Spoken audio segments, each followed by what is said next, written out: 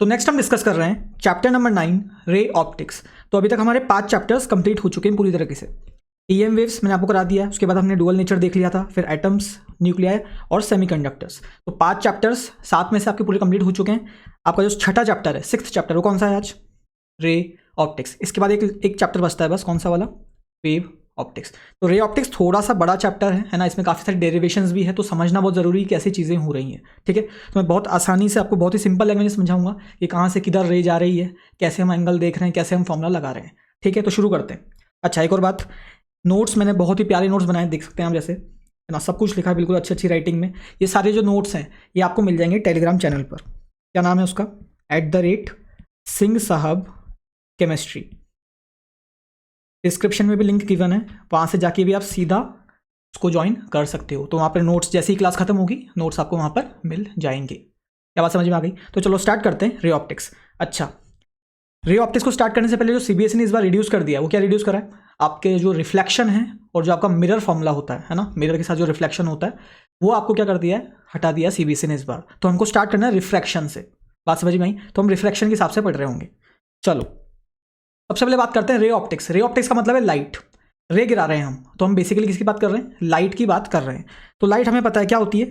Electromagnetic wave होती है, हमने सबने देखा है ये इलेक्ट्रोमैग्नेटिक वेव, जिसकी वेवलेंथ कहाँ होती है? 400 नैनोमीटर से लेकर 750 नैनोमीटर तक। अलग अलग कलर्स होते हैं इसके अंदर, विजिबल रीजन के अंदर, है ना। तो लाइट आपकी ये है, तो इस लाइट का हम यूज़ कर रहे होंगे, बेसिकली रे का हम यूज़ कर रहे होंगे। रे डायग्राम्स बनाएंगे बहुत सारे, अलग अलग चीज़ें देखेंगे कि रे कैसे इंटरैक्ट कर रही है किसी भी सरफेस से, किसी भी रिफ्लेक्शन सरफेस से, किस तरह से। ठीक है, तो जो 2 प्रॉपर्टीज आपको याद होनी चाहिए लाइट के लिए, वो क्या है? कि light travels in a straight line.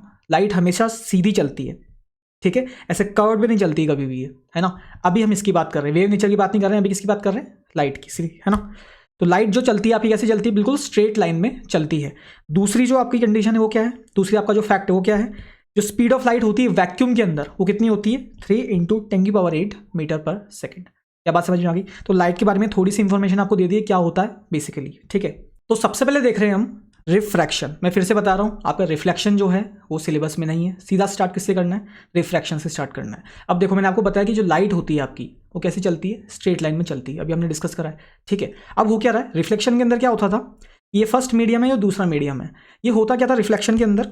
ये लाइट ऐसे आती थी और वापस उसी मीडियम के अंदर लौट जाती थी, है ना, टकराई और वापस वहीं लौट गई। पर रिफ्रैक्शन के अंदर क्या होता है कि इसको क्रॉस कर जाती है। क्या कर जाती है? क्रॉस कर जाती है। तो ये यहाँ पर ये इंटरफेस ले लिया मैंने, ये बोला मैंने मीडियम 1 है और ये मीडियम 2 है। दोनों के बीच में क्या बनेगा? इंटरफेस बनेगा, है ना। एक मीडियम 1 ऊपर और नीचे मीडियम 2, तो बीच में क्या बन गया? इंटरफेस बन गया मीडियम 1 मीडियम 2 का। इंसिडेंट रे, इंसिडेंट रे क्या होती है? जो आपकी लाइट गिर रही है, तो लाइट आई स्ट्रेट, बिल्कुल लाइट इस पे आके गिरी, मीडियम 1 में चल रही थी लाइट, जैसे ही यहाँ पर ये क्रॉस होने की कोशिश करेगी, ये रिफ्रैक्ट हो जाएगी। रिफ्रैक्ट होने का मतलब क्या है? डेविएट होना। मतलब पहले क्या डायरेक्शन थी इसकी? मैं बोल सकता हूँ पहले इसकी डायरेक्शन ऐसी थी, भाई इस डायरेक्शन में आ रही थी पहले वो, है ना। अब डायरेक्शन क्या हो गई इसकी? हल्की सी नीचे बेंड हो गई, तो ये बेंडिंग हो गई यहाँ पर। तो इंटरफेस पे जब लाइट जो है वो एक मीडियम से दूसरे मीडियम में जाती है, तो वो बेंड अगर हो जाए तो उसको क्या बोलते हैं हम? रिफ्रैक्शन बोलते हैं। क्या बात समझ में आ रही है? क्या हुआ? मीडियम 1 से मीडियम 2 जाने में क्या हो गया? रिफ्रैक्शन हो गया, बेंड हो गई लाइट। अभी भी वो कैसे ट्रैवल कर रही है? स्ट्रेट लाइन में ही ट्रैवल कर रही है। पहले भी स्ट्रेट लाइन से आई थी, क्रॉस होने के बाद भी स्ट्रेट लाइन में ही चल रही है, पर एंगल अलग हो गया। क्या बात समझ में आई? पहले इस डायरेक्शन में जा रही थी, है ना, ये वाली डायरेक्शन, अब उसका डायरेक्शन चेंज हो गया। क्या बात समझ में आ रही है? अच्छा, तो इसकी नेमिंग देख लो। इसको मैंने आपको बोल दिया कि जो मीडियम 1 में गिर रही है, मतलब मीडियम 1 से जो लाइट आ रही है, जो आ रही है, उसको क्या बोलेंगे हम? Incident ray. जो इंटरफेस पे गिरी, है ना, इंसिडेंट रे। और आपकी जो रिफ्रैक्ट हो गई, मतलब जो लाइट, वो इंसिडेंट रे जो आ रही थी वही तो रिफ्रैक्ट हुई है। वो जो रिफ्रैक्ट हो गई उसको हमने नया नाम दे दिया, क्या? रिफ्रैक्टेड रे। क्या बात समझ में आ गई? तो इंसिडेंट रे और रिफ्रैक्टेड रे क्या होती है, आपको समझ में आ गई बात? अच्छा, यहाँ पर मैंने नॉर्मल बना रखा है। नॉर्मल क्या है? इंटरफेस और नॉर्मल जो है आपस में क्या है? 90 डिग्री पर है। ये आपका इंटरफेस है ना, मीडियम और मीडियम 2 के बीच की जो लाइन है सेपरेटिंग, और बिल्कुल उसके 90 डिग्री पे परपेंडिकुलर, है ना। तो वो क्या है? आपका नॉर्मल है। तो इंसिडेंट एंगल क्या होता है? ये जो आई मैंने यहाँ पर लिखा है, ये होता है इंसिडेंट एंगल। इंसिडेंट एंगल होता है इंसिडेंट रे और एंड नॉर्मल के बीच का एंगल। क्या बात समझ में आई?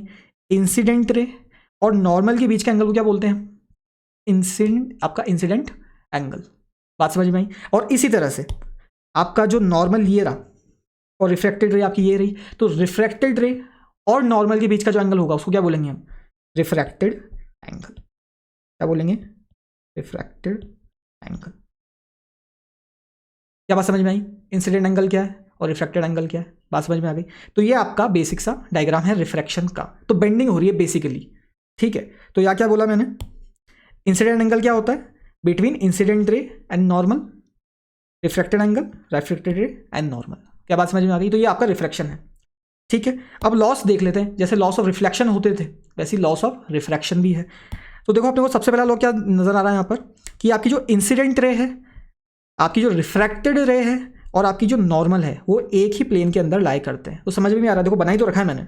ये क्या है? ये जो मेरा आईपैड पे पढ़ा रहा हूँ मैं, ये क्या है? एक प्लेन ही तो है। तो देखो उस पर मैंने इंसिडेंट रे भी बना रखी है, उस पर मैंने नॉर्मल भी बना रखा है और उस पर मैंने रिफ्रैक्टेड रे भी बना रखी है। तो ये एक प्लेन के अंदर लाई कर रहे हैं। तो पहला लॉ तो ये हो गया, ठीक है। दूसरा लॉ क्या कहता है जो कि बहुत इंपॉर्टेंट है, वो है स्नेल्स लॉ। क्या कहते हैं वो? कि sine I upon sine R. I क्या है यहाँ पर? Incident angle. आर क्या है? Refracted angle. जो साइन आई और साइन आर का जो रेशियो होता है वो किसके बराबर होता है? n2 अपॉन n1 का। अब ये n क्या है यहाँ पर? n2 2 से तो तुमको समझ में आ रहा है सेकंड मीडियम, 1 से समझ में आ रहा है फर्स्ट मीडियम, पर n क्या है? n होता है आपका रिफ्रैक्टिव इंडेक्स। अपन रिफ्रैक्शन पढ़ रहे हैं तो ये क्या होता है? n refractive index. क्या बात समझ में आई? तो ये भी आप याद रखो कि ये फॉर्मूला ऐसा होता है, sine I upon sine R is equals to n2 upon n1। क्या बात समझ में आई? n2 क्या है? जो आपका सेकंड मीडियम है जिसमें रिफ्रैक्शन हो गया, आर लिखा है मैंने यहां पर। और n1 क्या है? जहां पर आपका इंसिडेंट रे गिरी थी, जिस मीडियम से इंसिडेंट रे आ रही थी। क्या बात समझ में आ गई? तो ये आपका स्नेल्स लॉ है। तो देखो यहां से दिख भी रहा है, ठीक है। ये ऐसी आई और ये रिफ्रैक्ट हो गई। तो ये आपका n1 हो गया और ये आपका n2 हो गया, जिसके अंदर गिरी और जिससे आई। क्या बात समझ में आ गई? तो ये दो लॉस हैं आपके। अब समझते हैं कि रिफ्रैक्टिव इंडेक्स होता क्या है। तो बेसिकली रिफ्रैक्टिव इंडेक्स है क्या? इंडेक्स, जो रिफ्रैक्टिव इंडेक्स होता है, ये आपको बताता है कि एक मीडियम के अंदर लाइट जो है वो कितनी फास्ट ट्रैवल कर सकती है। एक ही लाइट है, लाइट कितनी है? लाइट तो एक ही है, तो उसकी जो वैक्यूम के अंदर स्पीड होगी वो तो एक ही होगी, है ना। वेवलेंथ तो एक ही होगी भाई, क्योंकि रे तो एक ही है ना, रे अलग अलग नहीं है, रे वही है, बस बेंड हो गई वो, तो वेवलेंथ तो एक ही होगी, उसकी फ्रीक्वेंसी भी वही होगी। हो क्या रहा है यहाँ पर कि मीडियम जो है ना उसके अंदर लाइट की चलने की स्पीड चेंज हो जाती है, ये भी अपने को पता है, ठीक है ना। वैक्यूम के अंदर कितनी होती है? 3 × 10⁸ होती है। अलग अलग मीडियम के अंदर अलग अलग होती है। तो रिफ्रैक्टिव इंडेक्स क्या बताता है? How fast light travels in a medium. तो इसका फॉर्मूला देख लो। एन होता है आपका, एन होता है सी अपॉन वी। सी क्या है यहाँ पर? Speed of light in vacuum 3 × 10⁸ metre पर सेकेंड अपॉन वी। वी क्या है? Speed of light in a medium. क्या बात समझ में? Speed of a light in medium. तो आपका जो रिफ्रैक्टिव इंडेक्स का फॉर्मूला वो क्या है? n equals to C upon V. V क्या है यहाँ पर? Speed of light in that medium. तो मीडियम 1 के लिए अलग होगी, मीडियम 2 के लिए अलग होगी, सी तो कांस्टेंट रहने वाला है। बात समझ में आ गई? अच्छा, अब देखो यहाँ से हमको पता चल रहा है कि जो आपका n है वो किसके इन्वर्सली प्रोपोर्शनल है? v के इन्वर्सली प्रोपोर्शनल है। c तो कांस्टेंट है, v के इन्वर्सली प्रोपोर्शनल है। तो मैं ये बोल सकता हूं अगर मेरी वेलोसिटी ज्यादा होगी किसी मीडियम के अंदर, मतलब अगर लाइट तेजी से चल रही है तो क्या उसका रिफ्रैक्टिव इंडेक्स कम होगा? फॉर्मूले से पता चल रहा है। v बढ़ा तो आपका n घट जाएगा। तो मैं बोल सकता हूं कि अगर n1, मान लो एग्जांपल के लिए n1 मेरा 1 है और n2 मेरा 2 है, तो आप बता सकते हो मुझे किस में स्पीड ज्यादा होगी भाई लाइट की? उसी एक ही लाइट की, v1 v2 बोल देता हूं मैं। तो आपको पता है कि अगर n1 कम होगा, अगर n1 कम होगा तो v ज्यादा होगा। तो अगर ये 1 कम है, कंपैरेटिव है ना, ये इसको और इसको कंपेयर कर रहा हूं मैं, n1 n2 को। तो अगर 1 कम है यहां पर तो स्पीड किसकी ज्यादा होगी? v1 की ज्यादा होगी। मतलब फर्स्ट मीडियम के अंदर n1 जिसका रिफ्रैक्टिव इंडेक्स है जिस मीडियम का, उसमें स्पीड एक जो रे आप डाल रहे हैं उसके अंदर, वो रे ज्यादा स्पीड से ट्रेवल करेगी। क्या बात समझ में आई? किसके अंदर? फर्स्ट मीडियम के अंदर। बात समझ में आ गई? अच्छा, अब देखो एक सिंपल सी बात है, हमको पता है कि जो वैक्यूम के अंदर जो लाइट की स्पीड होती है वो मैक्सिमम होती है ना। तो मीडियम के अंदर तो हमेशा ऑलरेडी ऑब्वियस सी बात है हमेशा कम ही रहेगी, ठीक है ना। वैक्यूम के अंदर कितनी होती है? सी होती है। बाकी मीडियम्स के अंदर क्या होगी? उससे कम ही होगी सी के अंदर। तो मैं ये बोल सकता हूं कि जो आपका एन होता है वो सी अपॉन बी, ये अपने को फॉर्मूला पता है। एन जो है वो हमेशा 1 या 1 से बड़ा होगा। 1 कब होगा? जब ये v क्या हो जाए? सब c हो जाइए, तो वैक्यूम हो गया बेसिकली। अगर जो मीडियम है वो आपका वैक्यूम है तो आप क्या लिख दोगे वहां पे? v c रख दोगे, तो c अपॉन सी क्या हो जाएगा? 1 हो जाएगा। क्या बात समझ में आई? तो ये जो वैल्यू होगी ना ये हमेशा c से छोटी होगी। तो अगर कोई ऊपर बड़ी वैल्यू है नीचे छोटी वैल्यू है तो हमेशा क्या होगा? वो 1 से बड़ी आएगी, जो आपका ये n निकल कर आ रहा है। क्या बात समझ में आ गई? वैक्यूम एयर के लिए हम n क्या लेते हैं? 1 लेते हैं। कैसे आया ये? क्योंकि स्पीड क्या ली यहाँ पर, c ले ली, तो n इक्वल्स टू क्या आ गया, 1 आ गया। तो वैक्यूम के लिए और एयर के लिए, तो अगर आपके पास क्वेश्चन आता है कि वैक्यूम दिया या एयर दिया, तो उसका आपको ऑटोमेटिकली जो रिफ्रैक्टिव इंडेक्स है वो क्या लेना है, 1 ले लेना है। क्या बात समझ में आ गई? तो ये चीज़ें हो गई आपके पास, है ना। अब देखो फर्स्ट मीडियम की बात करता हूँ मैं, चलो, है ना। तो n1 लिख दिया मैंने c/v1, उसकी कुछ स्पीड होगी। n2 मैंने लिख दिया c/v2, ठीक है। अच्छा, अगर मैं इन दोनों को डिवाइड कर दूं, किसको, n2/n1 कर दूं, तो मेरे पास क्या आ जाएगा, देखो c/v2 बाय c/v1, तो ये c से c कट जाएगा, v1 ऊपर चला जाएगा, तो n2/n1 क्या आ गया आपका, v1/v2 आ गया। तो स्नेल्स लॉ अपना क्या था, sin i/sin r equals to n2/n1, और n2/n1 क्या है, v1/v2 है। तो यहाँ से भी आपका ये आगे आप उसको एक्सटेंड कर सकते हो। तो अगर आपको स्पीड ऑफ लाइट गिवन हो और इंसिडेंट और रिफ्रैक्टेड एंगल निकालने हो, तो इसका फॉर्मूले का इस्तेमाल कर लो।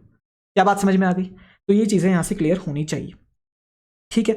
अच्छा, अब देखो, अगर किसी रिफ्रैक्टिव इंडेक्स, जो किसी मीडियम का रिफ्रैक्टिव इंडेक्स अगर कम है, तो मैं उसको बोलता हूँ कि वो कंपैरिजन कर रहा हूँ। बेसिकली मैं किसी चीज़ को कम बोलता हूँ या ज़्यादा बोलता हूँ, तो मैं यहाँ पर कंपेयर कर रहा हूँ किसी दूसरी चीज़ से, ठीक है। तो यहाँ पर 2 मीडियम ले लिए मैंने, n2 ले लिया और n1 ले लिया, मान लो, है ना। तो मैं अगर बोल रहा हूँ कि n1 की वैल्यू कम है, मतलब उसका रिफ्रैक्टिव इंडेक्स कम है फर्स्ट मीडियम का, तो मैं बोलूँगा कि वो सेकेंड मीडियम के रिस्पेक्ट में क्या है, रेयर है। क्या है, रेयर। और जो दूसरा है वो क्या है, डेंसर है। डेंसर किसके कंपैरिजन में, फर्स्ट मीडियम के कंपैरिजन में। क्या बात समझ में आ गई? n1 अगर कम है n2 से, तो n1 रेयर होगा, n2 क्या होगा, डेंसर होगा। क्या बात समझ में आई? जिसका रिफ्रैक्टिव इंडेक्स कम वो रेयर, जिसका ज़्यादा वो डेंसर, ठीक है। ये कंपैरिजन हो रहा है यहाँ पर 2 मीडियम्स के बीच में। अपन ऐसे नहीं बोल सकते कि n इक्वल्स टू 3 है तो बताओ डेंसर या रेयर है, नहीं, दूसरा n भी कंपेयर करना पड़ेगा कि 3 के साथ 5 अपन ले रहे हैं या 3 के साथ 1 ले रहे हैं, तो उससे पता चलेगा कि रेयर है या डेंसर है। क्या बात समझ में आ गई? अब देखो, तो यहाँ पर मैं बोल सकता हूँ कि ये आपका n1 है और n2 है। मैंने आपको क्या बोला, ये जो आपका n1 है वो कम है किससे, n2 से, तो मैं बोल सकता हूँ कि ये आपका कौन सा होगा, n1, ये होगा आपका रेयर, और ये क्या होगा आपका, ये होगा आपका डेंसर। क्या बात समझ में आ गई?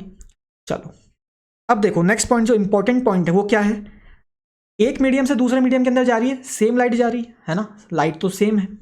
फर्स्ट मीडियम से जा रही है सेकंड मीडियम के अंदर, मान लो n1 से जा रही है n2 के अंदर, ठीक है। तो जब लाइट रेयरर से डेंसर में जाती है, कहाँ जाती है, रेयरर से डेंसर में जाती है, तब जो आपकी लाइट बेंड हो रही है ना, रिफ्लेक्शन में क्या होता है, लाइट बेंड होती है। जब लाइट बेंड हो गई तो उसके 2 रास्ते हो सकते हैं, या तो वो ऐसे मुड़ जाए या फिर वो ऐसे मुड़ जाए, है ना। मतलब आ कैसे रही थी, यूं आ रही थी, अब उसके पास 2 ऑप्शन है, वो ऐसे मुड़ सकती है या फिर वो ऐसे मुड़ सकती है। तो किस टाइप में, किस कंडीशन में वो कैसे मुड़ेगी, ये हमको देखना है। तो देखो, when light goes from rare to denser, जब इंसिडेंट रे रेयर के अंदर चल रहा है और रिफ्लेक्टेड रे डेंसर के अंदर है, तो आपका जो रिफ्लेक्टेड जो आपकी रे होगी वो नॉर्मल की तरफ बेंड हो जाएगी। किसकी तरफ बेंड हो जाएगी, नॉर्मल की तरफ। मतलब जैसे ये है, मैंने आपको बताया ये रेयरर है ना, और ये डेंसर है। तो मैं आपको बोल रहा हूँ कि जब रेयरर से डेंसर में जाती है, रेयरर से डेंसर में गई R to D, ये देखो R to D, ठीक है, तो क्या हो जाती है, टुवर्ड्स नॉर्मल बेंड हो जाती है। देखो ये आ कैसे रही थी, आ तो ये ऐसे रही थी, पर किधर बेंड हो गई, नॉर्मल, नॉर्मल ये रहा, किसकी तरफ बेंड हो गई, नॉर्मल की तरफ बेंड हो गई। क्या बात समझ में आ गई? तो ये आपको याद रखना है, रेयर से डेंसर में जाएगी तो वो नॉर्मल की तरफ बेंड हो जाएगी आपकी रिफ्लेक्टेड रे। समझ में आ गई? चलो, अब देखो, अगर डेंसर है, डेंसर से आप जा रहे हो किसमें, रेयर में, अगर आपकी जो लाइट है वो डेंसर में आ रही है और रेयर में उस चली गई क्रॉस करके, है ना, तो जब रिफ्रैक्शन होगा तो वो अवे फ्रॉम नॉर्मल होगा। तो देखो, अगर मैं बोलता हूँ कि यहाँ पर क्या है, इसको मुझे बताना है कि ये इसमें से कौन सा डेंसर कौन सा रेयर है, तो मैं बोल सकता हूँ कि अगर मैं ये वाला केस डिस्कस कर रहा हूँ, ठीक है, तो मुझे क्या करना है, डेंसर से रेयर में ले जाना है, मतलब ये डेंसर होना चाहिए और ये रेयर होना चाहिए। तो मैं बोल सकता हूँ आपका जो रिफ्लेक्टिव इंडेक्स होगा वो n1 का ज़्यादा होगा, किससे, n2 से। जो ज़्यादा डेंसर होता है उसका रिफ्लेक्टिव इंडेक्स ज़्यादा होता है, तो n1 का बड़ा होगा n2 से। अब देखो यहाँ पर क्या हुआ, रे तो आ रही थी इस डायरेक्शन में, इसका ओरिजिनल डायरेक्शन क्या था, ये तो ऐसा था, और ये मुड़ किधर गई, अवे फ्रॉम नॉर्मल। ये आपका नॉर्मल था, जब रे डेंसर से रेयर में गई तो वो नॉर्मल से दूर भाग गई, अवे फ्रॉम नॉर्मल, तो देखो दूर चली गई। तो ये जो दोनों पॉइंट्स है ये आपको अच्छे से मेमोराइज करने हैं। ये रेयर से डेंसर जाता है तो क्या होता है, और डेंसर से रेयर जाएगी तो क्या होगा। क्या बात समझ में आ गई? तो ये चीज़ें हैं, ठीक है। अब डिस्कस कर लेते हैं लेटरल शिफ्ट क्या होता है। तो ये एनसीईआरटी का मैंने डायग्राम लिया आपके सामने, कुछ भी नहीं हो रहा है, एक स्लैब लिया है आपने, एक ग्लास का स्लैब लिया है, ठीक है। मान लो ये ग्लास है, ग्लास का स्लैब है, बाहर एयर भरी है ना, बाहर एयर है, एयर के अंदर आपका क्या है, इंसिडेंट रे। यहाँ से आपकी सोर्स आ रही है, ठीक है, यहाँ से क्या आ रहा है आपका, सोर्स आ रहा है, इसको रेड ले लेता हूँ मैं।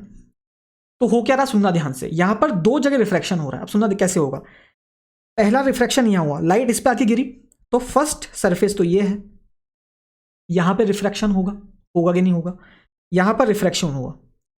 बताओ एयर ज़्यादा डेंसर है कि ग्लास ज़्यादा डेंसर है? ऑब्वियसली क्या, N1 जो N होता है एयर के लिए वो कितना होता है, 1 होता है, और N की हमेशा जो वैल्यू होती है 1 से या 1 से ज़्यादा बड़ी होती है। तो एयर से जो हमेशा डेंसर ही होगा दूसरा मीडियम। बात समझ में आई? तो आपकी जो रे है वो कैसे जा रही है, रेयर से कैसे जा रही है, डेंसर जा रही है इस सरफेस के लिए।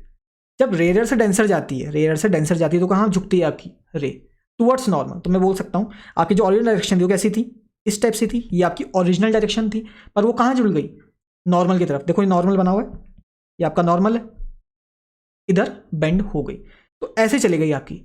अब एक मीडियम के अंदर तो वापस स्ट्रेट चल रही है, वो ये स्ट्रेट चलेगी। अब ग्लास के अंदर ट्रैवल कर रही है बड़े मजे से, स्ट्रेट चल रही है इसके अंदर। अब यहाँ पर आके वापस टकराई है, ये समझ में आया, यहाँ पर आके ये वापस रिफ्लेक्शन होने वाला है, क्योंकि यहाँ पर वापस दो मीडियम आ गए, क्रॉस होने वाली है, तो बेंडिंग होगी, है ना।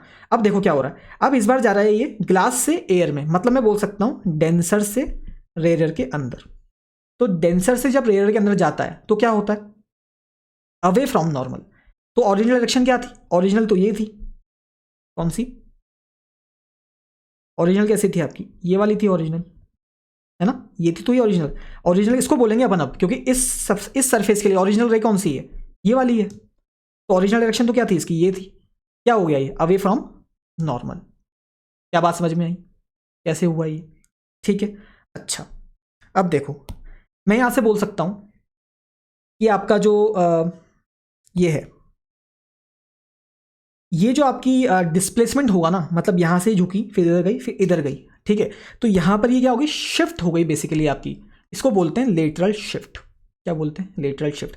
ऐसे रही थी, मतलब अगर ये बीच में मीडियम नहीं होता तो कैसे जाती है, ये ऐसे जाती, पर बीच में स्लैब लगा दिया तो कैसे जा रही है, अभी इसके पैरेलल जा रही है, पर इसकी शिफ्टिंग हो गई है, डायरेक्शन अभी भी वही है, पर क्या हो गई, नीचे बिल्कुल पैरेलली शिफ्ट हो गई है। क्या बात समझ में आई, ये पैरेलली शिफ्ट क्यों हुई है, समझ में आ गया। अच्छा देखो, अब ये पता कैसे चला कि ये पैरेलल है, भाई पता तो चलना चाहिए ना पैरेलल कैसे आई। तो देखो मुझे पता है कि I1 और R1 यहाँ पर है, ठीक है। तो स्नेल्स लॉ से क्या आएगा, sine I1 upon sine R1 equals to आपका ये, क्या लिख सकता हूँ मैं, देखो इधर क्या लिख सकता हूँ मैं, आपका sign I1 upon sine R1, वो क्या होगा आपका ग्लास का, तो मान लेता हूँ वो N है, अपॉन एयर का वो 1 है, N2 अपॉन N1। और इसके लिए क्या लिखूंगा, sine of I2 upon refractive angle कितना है, साइन ऑफ R2। ये कितना है, किसमें जा रही है, ये एयर के अंदर जा रही है, तो N2 अपॉन N1। क्या बात समझ में आई, कैसे हुआ ये, ठीक है। अब देख लो यहाँ से, तो आपके पास क्या वैल्यू आई, देखो एक बात और नोटिस करने वाली है, ये नॉर्मल है और ये भी नॉर्मल है, तो ये क्या हो गए, अल्टरनेट एंगल्स हो गए, हुए कि नहीं हुए। तो आप जानते हो कि आपका जो I2 है वो किसके बराबर है, R1 के बराबर है। किसके बराबर है, I2 आपका R1 के बराबर है। तो यहाँ से आप बोल सकते हो, क्या बोलोगे यहाँ से, कि आपका जो, जैसे इधर से यहाँ से सब्स्टिट्यूट कर दो इसको, साइन ऑफ I2 क्या लिखूंगा, R1 लिखूंगा, sine of R1 upon sine of R2, ये क्या है 1/n है। तो मैं बोल सकता हूँ कि साइन ऑफ, इसको उल्टा कर दूँ, sine of R2 upon sine of R1, वो क्या हो गया आपका n हो गया, इसको उल्टा कर दिया, रिवर्स कर दिया मैंने। तो यहाँ से दो इक्वेशन आ गई, देखो एक इक्वेशन ये वाली आई और एक इक्वेशन ये वाली है, देखो उसके अंदर ये भी कॉमन है, ये कॉमन है, ये भी ऐसा ही है, ये भी ऐसा ही है। तो यहाँ पे जो I1 है और यहाँ पर जो R2 है, ये क्या है, ये दोनों इक्वल होने चाहिए, R2 और I1। क्या बात समझ में आई, R2 और I1 क्या होनी चाहिए, इक्वल होनी चाहिए। तो देखो R2 और आपका जो I1 है वो क्या होगा, इक्वल होगा, ठीक है। तो अगर तो शिफ्ट कैसे हुआ, समझ में आया आपको, समझ में आया कैसे बोल रहा हूं मैं, कि ये I1 है और ये R2 है, तो दोनों को मैंने क्या कर दिया, इक्वली प्रूफ कर दिया। तो इसलिए ये क्या हो जाएगी, पैरेलली शिफ्ट होगी। कैसे शिफ्ट होगी, पैरेलल शिफ्ट होगी। मतलब आपका जो ये वाला एंगल है, ये वाला एंगल कितना है, ये I1 ही तो है, वर्टिकली अपोजिट है ना, ये I1 है, तो ये भी I1 है, कौन सा वाला, ये वाला। और ये भी कितना है आपका, ये जो हुआ आपका कौन सा, ये वाला, ये कितना, ये R2 है। तो देखो ये वाला एंगल और ये वाला एंगल, मतलब ये वाला और ये वाला एंगल क्या है, सेम है। तो ये दोनों रेस क्या होगी, पैरेलल होगी। क्या बात समझ में आई? कैसे प्रूव करा हमने कि ये पैरेलल ही शिफ्ट होगी, समझ में आया? तो ये आपका रिलेटरल शिफ्ट हो गया। अब देखो समझ लो इमेज फॉर्मेशन क्या होता है ना, क्योंकि हम क्या करेंगे, इमेज बनाएंगे अब, है ना। इमेज बना रहे होंगे बहुत सारी रिफ्रैक्टिव रे से। तो इमेज कैसे बनती है और हम क्या देखते हैं ये आपको समझना जरूरी है। तो देखो इमेज कैसे बनती है। इमेज फॉर्म्स, क्या लिखा हुआ है आपका, image forms when two reflected और रिफ्रैक्टेड लाइट्स मीट। जब ऑब्जेक्ट से कोई रेस निकली, ऑब्जेक्ट तो रेस इमिट करता है, ऑब्जेक्ट से रेस निकली, ठीक है, वो जब रिफ्रैक्ट होके या रिफ्लेक्ट होके जब वो मिलती है वापस, जहां पर वो मिल रही है ना, वहां पर आपको इमेज दिखती है। क्या बात समझ में आई? वहां पर आपको क्या दिख रही है, इमेज दिखती है। तो देख लो यहां से, यहां ऑब्जेक्ट है, ऑब्जेक्ट है, यहां पर रिफ्रैक्शन हो रहा है। क्या हो रहा है, रिफ्रैक्शन हो रहा है। तो यहां से रे निकली, मान लो यहां से रे निकली, यहां से रे निकली, इधर से ये क्या हो गई, बेंड हो गई। तो मान लो ये ऐसे बेंड हो गई, अवे फ्रॉम नॉर्मल हो गई, ठीक है।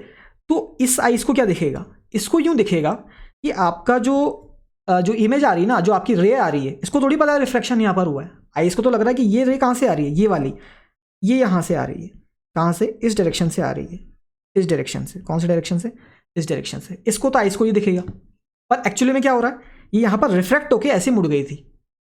क्या बात समझ में आई? और दूसरा क्या है, एक आप ऐसे बना दो रे, क्या कर दो, ऐसे बना दो, तो यहाँ पर क्या हो जाएगा, पॉइंट कॉइंसाइड हो जाएगा। तो इमेज कहाँ दिखेगी इस पर्सन को, यहाँ दिखेगी। तो उसको ऑब्जेक्ट नहीं दिख रहा है, उसको क्या दिख रही है, सिर्फ इमेज दिख रही है। तो यहाँ पर देखा आपने, रिफ्रैक्शन हुआ, उसकी वजह से इमेज बन गई। रिफ्लेक्शन से तो इमेज बनती है, रिफ्रैक्शन से भी इमेज बन गई। तो उसको ऑब्जेक्ट नहीं दिख रहा, क्या दिख रहा है उसको, सिर्फ इमेज दिख रही है। तो आपको बोलेगा कि यार ये इतनी हाइट पे नहीं है, वो ऐसा बोल सकता है आपको। मान लो उसकी आपने 10 मीटर हाइट लिखी रखी होगी ओरिजिनली, तो आपको बोलेगा 10 मीटर पे नहीं भाई, वो 2 मीटर पे ही है सिर्फ। क्या बात समझ में आई? क्योंकि उसको क्या दिख रही है, उसको सिर्फ इमेज दिख रही है, उसको पता नहीं वो इमेज है, उसको तो लग रहा है वो ऑब्जेक्ट ही पड़ा है। बात समझ में आई? तो ये चीज़ें यहाँ से आ गई। तो आपको ये पता होना चाहिए कि जो रिफ्लेक्टेड और रिफ्रैक्टेड रे जब मिलती है, दो रिफ्लेक्टेड या दो रिफ्लेक्टेड जब रेस आपस में मिलेगी, तो वहाँ पर क्या बनेगा, इमेज बन जाएगी। क्या बात समझ में आ गई? तो ये आपका इमेज फॉर्मेशन का कंसेप्ट है, ठीक है। अब ये देख लेते हैं रियल और अपेरेंट डेप्थ क्या होती है। ये वही चीज़ है जो मैंने आपको अभी समझाया थोड़ी देर पहले। देखो क्या हो रहा है, यहाँ से ये ऑब्जेक्ट है, यहाँ से लाइट गई और ये ऐसे रिफ्रैक्ट हो गई, बेंड हो गई, यहाँ से भी गई, ये भी बेंड हो गई, हुई ना बेंड। ये कैसे जा रही थी, ये सामने जा रही थी बिल्कुल ऐसे, ये भी बेंड हो गई, ये भी बेंड हो गई। तो जो आइस है उसको कैसे पता चलेगा, उसको लगेगा कि ये रेस कैसे आ रही है, बिल्कुल स्ट्रेट आ रही होगी यहाँ से। तो यहाँ पर उसको क्या दिखेगा, इमेज दिखेगा। क्या बात समझ में आई? क्या होगा। और ऐसे ही अगर आप ऊपर से देख रहे हो, मतलब आपने बिल्कुल नॉर्मल से आप देख रहे हो, जो आपका यहाँ पर ये पड़ा है ऑब्जेक्ट किसी रिफ्रैक्टिव इंडेक्स के अंदर पड़ा है, तो क्या होगा, यहाँ से रे निकली मान लो ऐसे, ये भी क्या हो जाएगी, बेंड हो जाएगी। तो इनको लगेगा, आइस को लगेगा कि ये रेस कहाँ से आ रही है, सीधा इधर से आ रही है। और इसको भी क्या लगेगा, इस रे को भी लगेगा ये सीधा यहाँ से आ रही है। तो इस आई को पता चलेगा कि जो आपका ऑब्जेक्ट है वो यहाँ पर प्रेजेंट है, पर एक्चुअल में वो कहाँ है, वो यहाँ है। तो ये तो आपकी थी क्या, रियल डेप्थ। ये क्या है आपकी, वर्चुअल डेप्थ, या अपन बोल सकते हैं अपेरेंट डेप्थ, जो उसको दिख रही है, वो एक्चुअली डेप्थ नहीं है। रियल डेप्थ क्या है, जो ओरिजिनली आपने जहाँ पर रखा है ओरिजिनल। अपेरेंट क्या है, जो दिख रहा है। क्या बात समझ में आ गई? तो ये चीज़ है। तो आप इसे एक बात और देख सकते हो यहाँ से, कि आप उसको भली आप यहाँ से देख रहे हो, यहाँ से देख रहे हो, ऊपर से देख रहे हो, कहीं से भी देख रहे हो, आपको कहाँ दिखेगा, वो इसी एक ही प्लेन में दिखेगा। क्या बात समझ में? कहाँ पर दिखेगा, एक ही प्लेन में दिखेगा। ऐसा नहीं है कि यहाँ से देखा तो ज़्यादा ऊपर दिख रहा है, यहाँ से देखा तो कम नीचे दिख रहा है, ऐसा कुछ भी नहीं। बात समझ में आ गई? तो ये आपकी रियल और अपेरेंट डेप्थ होती है। क्या समझ में आई बात? अच्छा, अब इसकी कैलकुलेशन कर लेते हैं कि कैलकुलेशन कैसे करेंगे। भाई अपने को तो रियल और अपेरेंट डेप्थ की क्या चाहिए, कैलकुलेशन भी चाहिए। कि अगर मान लो कि कोई रिफ्रैक्टिव इंडेक्स के अंदर ऑब्जेक्ट रखा है, तो मुझे पता लगाना है कि 10 मीटर रखा है, तो बताओ कितने कितने सरफेस से कितनी हाइट पर या कितनी डेप्थ पर उसकी इमेज मुझे दिख रही होगी। तो उसका फॉर्मूला मेरे को चाहिए, ठीक है। तो मैं क्या कर रहा हूँ, मैंने N1 लिया और N2 लिया, दो मीडियम्स लिए क्योंकि रिफ्लेक्शन करवाना है, ठीक है। ऑब्जेक्ट मैंने यहाँ पर ले लिया जो ओरिजिनल ऑब्जेक्ट है। अब देखो यहाँ पर जो अपन फॉर्मुलेस डिराइव करने वाले हैं, उसके अंदर आपको ध्यान रखना है कि जो N2 होता है वो किसका मीडियम होता है, इंसिडेंट मीडियम। ये आपको याद रखना है, इसको आप चेंज नहीं कर सकते। अगर आप चेंज कर दोगे ना तो आपका फॉर्मूला गलत अप्लाई हो जाएगा और आंसर उल्टा आ जाएगा। बात समझ में आई? अगर आप मेरी तरीके से कर रहे हो तो आपको ये चीज़ याद रखनी है कि N2 मैंने किसको बोला था, इंसिडेंट मीडियम को, और N1 किसको बोला था, रिफ्रैक्टेड मीडियम को। तो देखो यहाँ पर ऑब्जेक्ट इधर पड़ा है, किधर पड़ा है ऑब्जेक्ट, यहाँ पर पड़ा है, ठीक है। अच्छा अब देखो ऑब्जेक्ट यहाँ है, तो रे कहाँ जा रही है, इधर से जा रही है, यहाँ से ओरिजिनेट हुई ना, तो इंसिडेंट मीडियम कौन सा हुआ, ये वाला हुआ। इंसिडेंट मीडियम क्या होता है, N2 होता है, तो ये देखो मैंने N2 लिखा है इधर। क्या बात समझ में आई। रिफ्रैक्टेड मीडियम कौन सा, जिसमें रिफ्रैक्टेड रे चली गई, N1 होता है वो, तो ये N1 लिखा है मैंने। क्या बात समझ में आ गई, क्या हुआ है। अच्छा अब देख लो, मैं बोल रहा हूँ कि इसकी जो रियल डेप्थ थी वो कितनी थी, हाइट ऑफ ऑब्जेक्ट, ऑब्जेक्ट इसमें हाइट पे रखा HO, और जहाँ मुझे इमेज बन रही है वो क्या है, HI। अब ये कैसे बना है ये आपको समझ में आ गया, कैसे बना था ये, है ना, अभी मैंने आपको समझाया था। अब क्या करना है, थोड़ा सा ट्रिग्नोमेट्री लगाना है। तो देखो मैं क्या करता हूँ, अगर मैं ABD ट्राइंगल की बात करूँ तो वहाँ पर लिख सकता हूँ मैं tan I equals to AB upon H naught. ABD कौन सा है, ABD मतलब ये वाला ट्राइंगल, कौन सा वाला, ये मतलब ये वाला ट्राइंगल। बात समझ में आ रही है, ये वाला ट्राइंगल। इसके अंदर मैं बात करूंगा तो मैं क्या लिख सकता हूँ, tan I equals to AB upon HO। तो क्या देखो क्या है, I का है यहाँ पर, आपका I क्या होगा, आपका I जो होगा वो तो ये होगा, होगा नहीं होगा, I क्या होगा, यही होगा।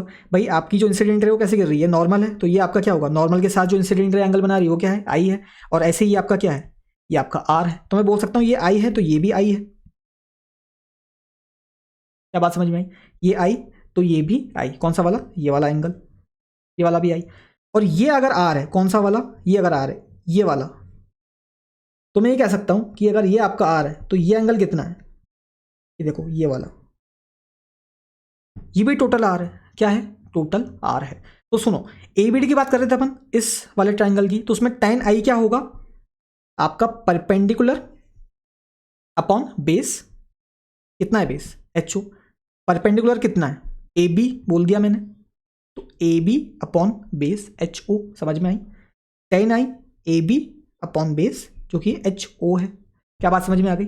अच्छा अब देखो, मैंने बोला कि फॉर वेरी स्मॉल, अब देखो ये जो लाइट रेस की अपन इंटरेक्शन करवा रहे हैं ना, अभी अपने को बनाने के लिए मैं बड़े बड़े एंगल से बना रहा हूँ, पर बेसिकली पैराक्सियल रेस होती है। पैराक्सियल रेस ऐसी होती है जिनका एंगल्स बहुत ही कम होते हैं, जिनके एंगल क्या होते हैं, बहुत ही कम एंगल होते हैं। तो अगर ऐसा है तो आपको पता होगा मैथ से कि साइन थीटा को हम लिख सकते हैं किसके बराबर, tan थीटा के बराबर, और दोनों को किसके बराबर लिख सकते हैं, थीटा के। मतलब मैं बोल सकता हूँ अगर आप साइन 0.15 डिग्री ले रहे हो तो आप 0.15 ही लिख दो उसको, साइन ऑफ 0.15 क्या होगा, 0.15 ही हो जाएगा।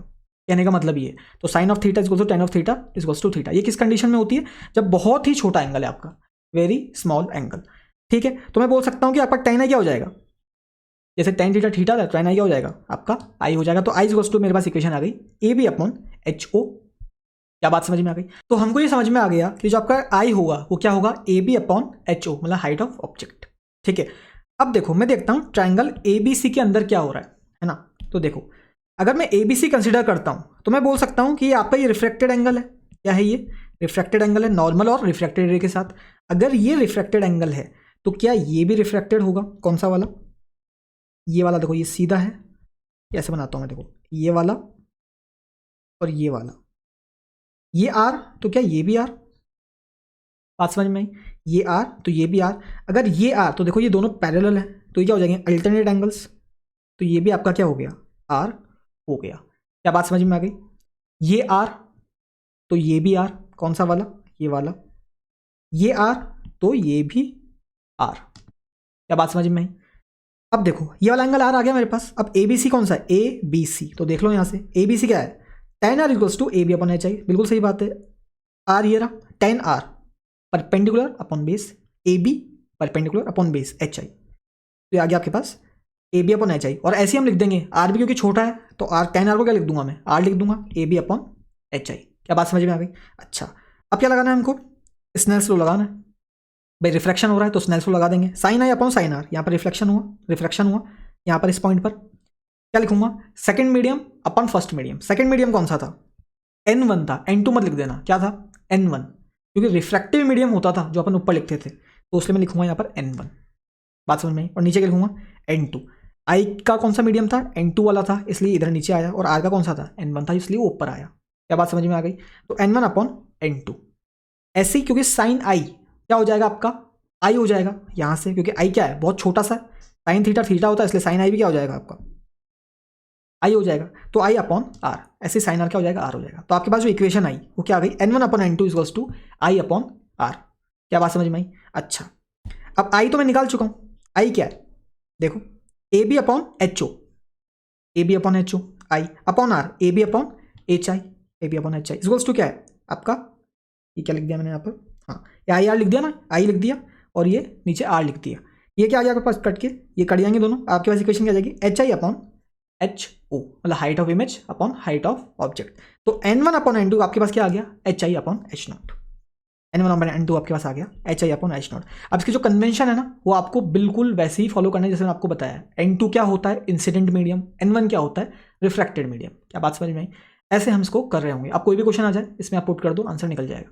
ठीक है, डिराइव करने नहीं बैठना है, अगर क्वेश्चन आता है तो इसके अंदर सीधा फॉर्मूला पुट करोगे, आंसर निकलेगा। दोनों के रिफ्रैक्टेड इंडेक्स पता है, एक की ऑब्जेक्ट की हाइट पता है, या मान लो इमेज की हाइट पता है किससे, सरफेस से, तो दूसरे की निकाल सकते हो।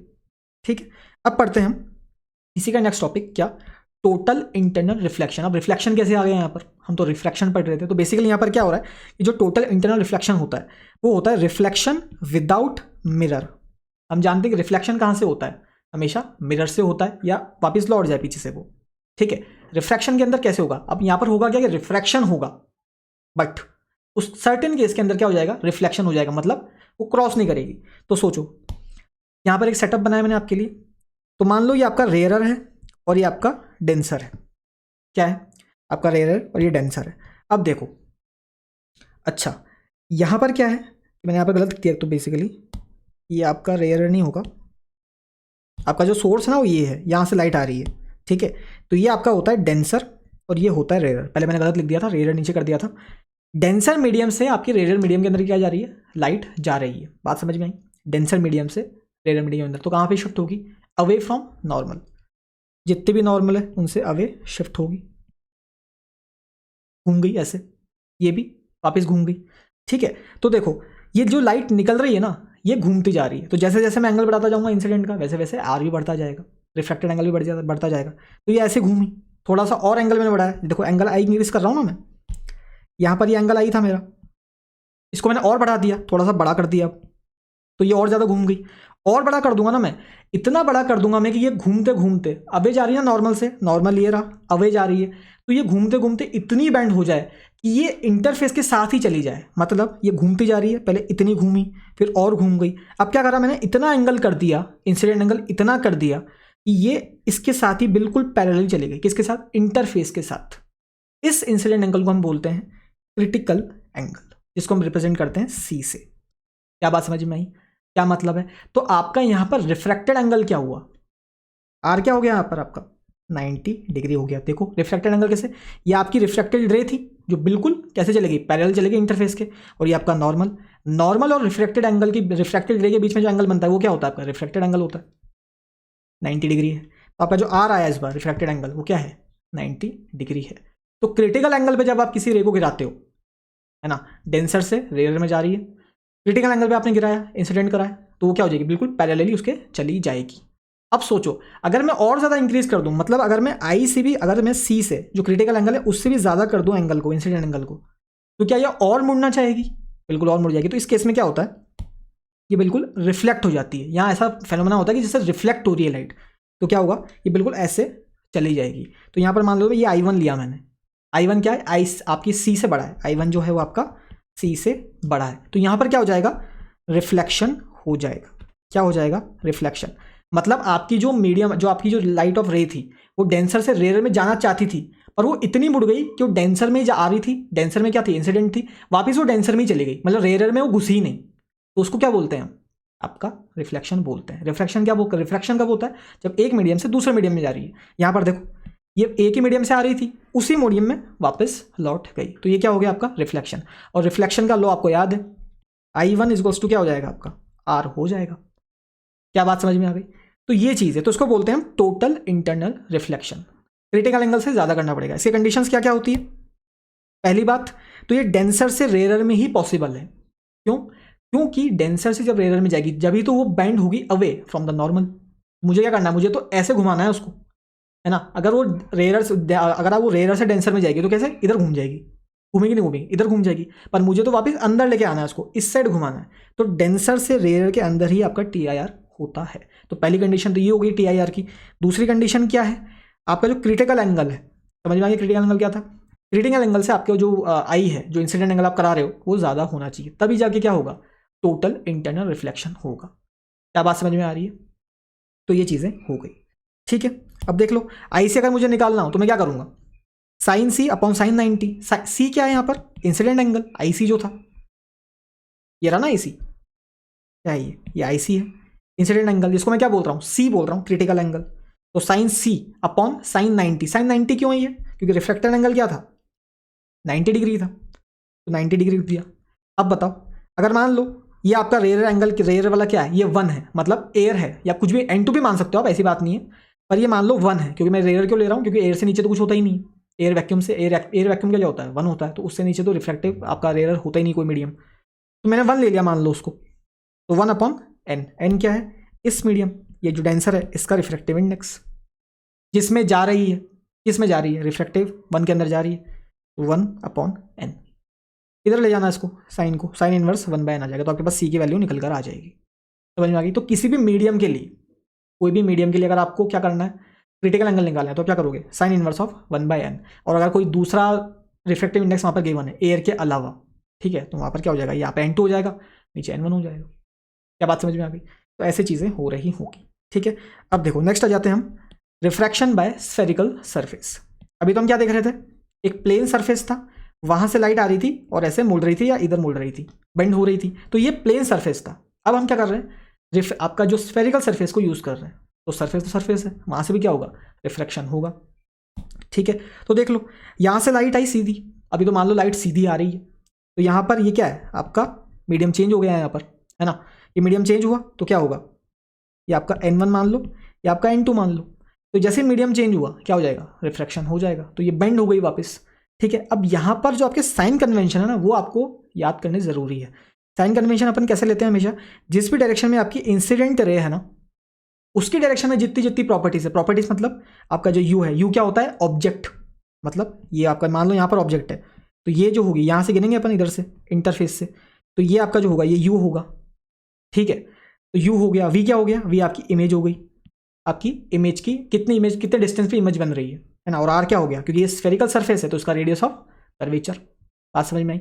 तो जितनी भी आपके जो ये वेरिएबल्स हैं यू वी आर, ये इनकी डायरेक्शंस कैसे, इनके इनके जो साइन है वो कैसे पता लगाएंगे हम, इंसिडेंट रे के साइन से। अगर इंसिडेंट रे ऐसे आ रही है, ऐसे इंसिडेंट रे आ रही है, और यू भी आप ऐसे गिन रहे हो, तो यू पॉजिटिव हो जाएगा। अब देखो यहाँ पर क्या हो रहा है, इंसिडेंट रे मेरी तो ऐसे आ रही थी, पर जब मैं यू नापने गया तब मैं यहां से चला और मैं इधर चलना पड़ा मेरे को, तो मैं अपोजिट डायरेक्शन में चल रहा हूं, इसलिए क्या है, यू नेगेटिव। बात समझ में आई। अब देखो वी कैसे पॉजिटिव हो गया, इंसिडेंट रे अभी भी इस डायरेक्शन में ही है, और वी कहाँ बन रहा है, इमेज इधर बन रही है, तो आपकी जो आपको नापने के लिए कैसे चलना पड़ रहा है, वी को इधर लेके जाना पड़ रहा है, यहां से नापना स्टार्ट करेंगे हमेशा इंटरफेस से, इधर जाएंगे तो इंसिडेंट रे के डायरेक्शन में जा रहा है, इसलिए क्या हो जाएगा, ये पॉजिटिव हो जाएगा। आर कैसे नेगेटिव हो गया, देखो ये सर्कल पूरा बनता, पूरा सर्कल बनता ना ये, तो रेडियस कैसे नापते हैं आप, यहाँ पर कुछ होता है बीच में सेंटर इसका, तो रेडियस कैसे नापते, यहाँ से यहाँ नापते, तो उल्टा जा रहे हो आप, इंसिडेंट रे थी ऐसे, आप जा रहे हो नापने उल्टा, तो ये भी क्या हो जाएगा, नेगेटिव हो जाएगी। क्या बात समझ में आई। और ऐसी कुछ केस में अगर ऐसा कुछ सेटअप कर दिया आपने कि इमेज भी इस साइड ही बन गई, तो क्या होगा, वापस वो भी नेगेटिव हो जाएगी। क्या बात समझ में आई। तो ये रिफ्रैक्शन बाय जो स्फेरिकल सरफेसेस के अंदर कन्वेंशन का ध्यान रखना बहुत जरूरी है, ठीक है। तो समझ में आएगा आपको कैसे हुआ ये। अच्छा अब देखो, रिफ्रैक्शन हो रहा है ना, पहले प्लेन सरफेस था, अभी स्फेरिकल हो गया, ये N1 मान लो, ये N2 मान लो, है ना, लाइट कहाँ से आ रही है, N1 से आ रही है, N2 के अंदर जा रही है, ठीक है, इतनी बात क्लियर है। अच्छा यहां पर ऑब्जेक्ट पड़ा है, अब वापस रे डायग्राम बनाते हैं, कोई दिक्कत नहीं। देखो क्या हुआ, यहां से रे निकली, इधर जाके ये हिट हुई, कहां पर जाके, यहां पर जाके हिट हुई। अब यहां पर क्या है, मीडियम चेंज हो रहा है, तो क्या हो जाएगा, रिफ्रैक्शन होगा। रिफ्रैक्शन होने के बाद क्या हुआ, ये बेंड हो गई, तो बेंड हो गई, ये ऐसे जाने लग गई, कैसे, इस डायरेक्शन में जाने लग गई, तो यहां पर आपकी क्या बनेगी, इमेज बन जाएगी। क्या बात समझ में आ गई।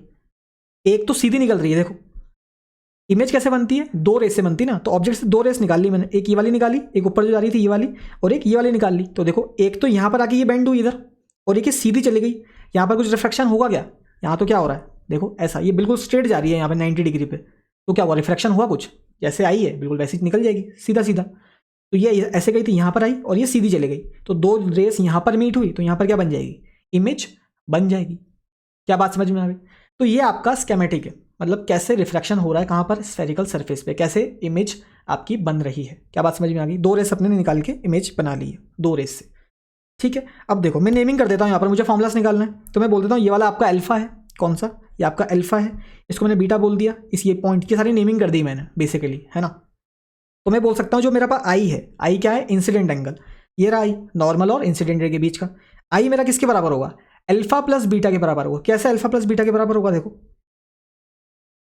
आपका जो आई है वो क्या होगा, देखो ये आउटर एंगल है, क्या है ये, आउटसाइड का एंगल है, इस ट्रायंगल का ई ए बी, ई ए सी के लिए ये आउटसाइड एंगल है। तो जो बाहर का एंगल होता है ना, आपको याद होगा, जैसे अगर कोई आप ऐसे ये बनाते हो, ये मान लो आई है और ये अल्फा है, ये बीटा है, आपको मैथ्स से याद होना चाहिए कि ये जो फॉर्म, ये आपका जो आई होता है, बाहर वाला जो एंगल होता है, ये किसके बराबर होता है, अल्फा प्लस बीटा के बराबर होता है। क्या बात समझ में आई? ये होता है, आपको याद है ना ये चीज़ कैसे आई है भाई, ये क्या होगा, ये आई है तो ये कितना होगा 180 माइनस आई, तो 180 माइनस आई प्लस अल्फा प्लस बीटा, वो कितना होना चाहिए, 180 होना चाहिए। कितना होना चाहिए, 180 होना चाहिए। Sum of all angle of triangle कितने होते हैं, 180 होते हैं। तो देखो ये क्या हो जाएगा, 180 से 180 कट जाएगा, आपके पास आ जाएगा alpha plus beta equals to I. तो इसलिए हम बोलते हैं सीधा कि बाहर वाला जो एंगल है वो किसके बराबर होता है, अपोजिट जो एंगल है उन दोनों के समेशन के। तो यहाँ से मेरे पास आ गया क्या, आई किसके बराबर है, अल्फा और बीटा के बराबर है, अल्फा प्लस बीटा के बराबर है। बीटा कैसे हुआ, देखो बीटा ये आपका आर है, ये आपका गामा है ना, गामा ये वाला है, ये आपका आर है, बात समझ में आ रही है, ये आपका आर है, ये आपका गामा है, कंफ्यूज नहीं होना है आर और गामा के अंदर। ये भी क्या है, अब बीटा क्या है, वापस से आउटसाइड एंगल है, तो मैं बोल सकता हूँ आर और गामा क्या है, इसके अपोजिट साइड का एंगल है, तो आर प्लस गामा ही क्या होगा, आपका बीटा होगा। तो यहाँ से अपने पास 2 इक्वेशन आ गई। स्नेल्स लॉ भी लगा लो, उसकी इक्वेशन भी निकाल देते हैं। यहाँ पर लगेगा स्नेल्स लॉ, एक जगह जहाँ पर रिफ्रैक्शन होता है वहीं लगता है, तो sine I upon sine R, कोई दिक्कत नहीं है, इज इक्वल्स टू n2, जहाँ पर रिफ्रैक्ट हुई तो n2 पर लिख दिया अपॉन n1। अब साइन आई और साइन आर क्या है, आई बहुत छोटा है तो आई लिख दिया उसको सीधा मैंने, और आर भी क्या है तो बहुत छोटा है तो उसको आर रख दिया। क्या बात समझ में आ गई? तो ये आपकी 3 इक्वेशंस यहाँ पर आ गई है। अब सुनना ध्यान से क्या हो रहा है, अगर मैं ट्राइंगल ए ई बी की बात करूं, किसकी बात करूं, ट्राइंगल ए ई बी कौन सा है, ए ई और बी, ये आपका, बात समझ में आई कौन सा वाला है, इसको बनाता हूं मैं ब्लैक से, रुको,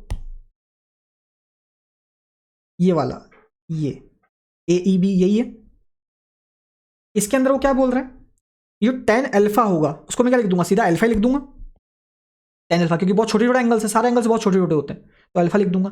वो क्या है, 10 अल्फा की वैल्यू क्या है, देखो अल्फा की वैल्यू क्या है, E B upon A B क्या है, यू है, ए बी क्या है, यू है, क्योंकि ऑब्जेक्ट कितनी डिस्टेंस पे रखा है उससे, इंटरफेस से यू डिस्टेंस पे रखा है, तो मैं बोल सकता हूँ E B upon A B क्या है, माइनस यू रखेंगे, क्यों, क्योंकि इंसिडेंट रे आपकी जा रही है ऐसे, और आप कैसे नाप रहे हो उसको, उल्टा नाप रहे हो, इधर जा रहे हो नापने के लिए, इंसिडेंट रे आ रही थी ऐसी उल्टी जा रही है, इसलिए माइनस यू लेंगे। क्या है ये, ऑब्जेक्ट का distance, E B upon A B हो गया ये, एक सेकेंड, क्या है, E B upon minus U, ये क्या आपका अल्फा है। इसी तरह से अगर आप 10 बीटा निकालोगे ई बी सी के अंदर, ई बी सी कहाँ है, ई बी सी की तरह, ई बी सी मतलब ये वाला जो ट्राइंगल है आपका, ये वाला ट्राइंगल,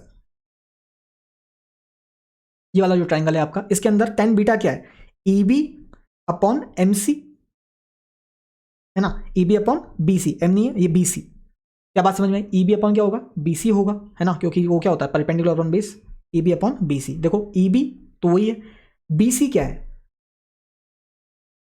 बी सी है आपका रेडियस ऑफ कर्वेचर। अब सुनो, इंसिडेंट रे ऐसे जा रही थी और रेडियस भी किस तरह है, इस साइड ही है, तो आपका क्या होगा, वो पॉजिटिव होगा। तो यहाँ से आपके पास आ गया E B upon plus R, और ये तो बीटा हो ही जाएगा, कोई दिक्कत ही नहीं, क्या हो जाएगा, ये बीटा हो जाएगा। और ऐसे 10 गामा भी आप निकाल लोगे, 10 गामा के लिए कौन सा एंगल ले रहे हैं अपन, कौन सा ट्रायंगल ले रहे हैं, ई बी डी ले रहे हैं, समझना ध्यान से, कैसे ले रहे हैं, ई बी डी मतलब ये बड़ा वाला ट्रायंगल, ये वाला, इसके अंदर गामा क्या है, E B upon B D, क्या है, E B upon B D, E B क्या है, ई बी तो वही है, और बी डी क्या है, बी डी, ये है आपकी इमेज डिस्टेंस, वी से रिप्रेजेंट करते हैं इमेज डिस्टेंस को, वी है ये। क्या बात समझ में आई, वी किस में, वो भी पॉजिटिव में, क्योंकि आपकी इंसिडेंट रे ऐसी आ रही थी और आप नाप भी कैसे रहे हो, इधर साइड नाप रहे हो, तो वो भी क्या आएगी, पॉजिटिव वी आएगी। ये क्या है आपका गामा हो जाएगा, क्योंकि 10 गामा किसके बराबर है, गामा के बराबर है, बहुत छोटे छोटे एंगल्स हैं।